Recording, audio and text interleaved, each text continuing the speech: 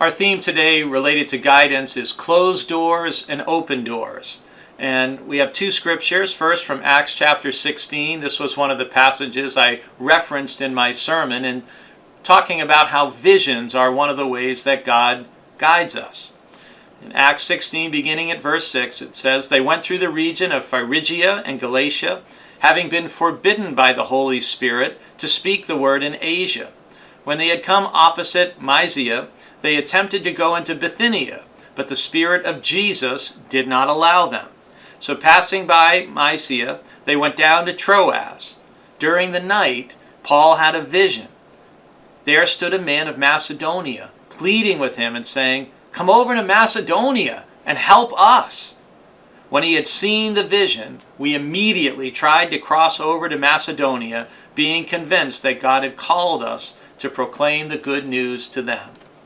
And then in 2 Corinthians chapter 2, verse 12, it says, "When I came to Troas to proclaim the good news of Christ, a door was opened for me in the Lord." So in both these passages from Acts and from 2 Corinthians, we again see how God will often guide us by opening up new possibilities and sometimes by closing possibilities. And this can be difficult for us if we're honest, right? Because there may be things we really want to do. There may be things we feel led to do, things we want to do. Just like Paul really wanted to bring the gospel into Asia, but sometimes God just closes doors. And things we hope to do or wanted to do just don't come about. And it's important, once a door closes and that's clear to us, we need to remain open to the Holy Spirit to, okay, God, if you don't want me to do that, if you don't want me to go there, show me where you do want me to go. Let me know what you want me to do. And I think it's significant that Paul, they're struggling, and it's clear to them.